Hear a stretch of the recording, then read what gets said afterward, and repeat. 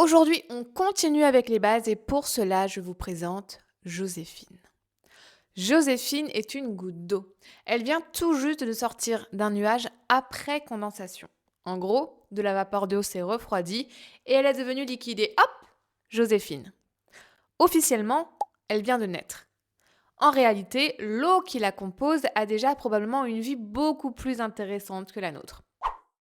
Elle a peut-être été dans un océan, puis dans un nuage, puis dans un sol, puis dans une plante, puis de nouveau dans l'atmosphère. Une goutte d'eau, ça change de forme, ça change d'endroit, ça voyage, ça revient et ça repart. Et aujourd'hui, Joséphine, elle tombe en Bretagne.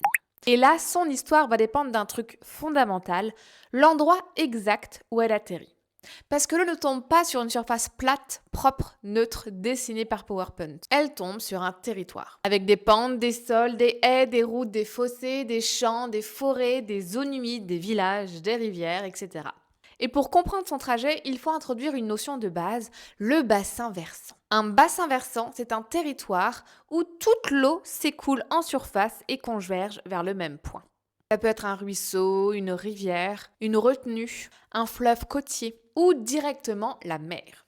Pour simplifier, imaginez le bassin versant comme un grand toboggan naturel.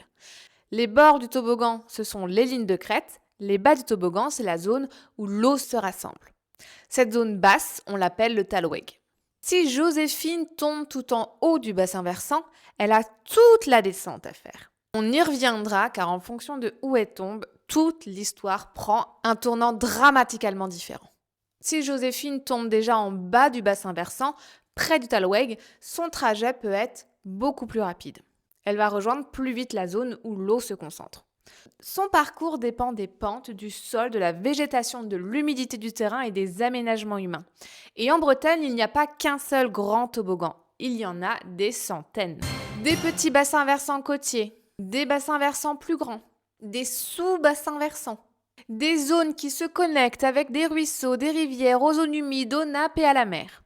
C'est pour ça que parler d'eau en Bretagne uniquement avec une carte de pluie ne suffit pas.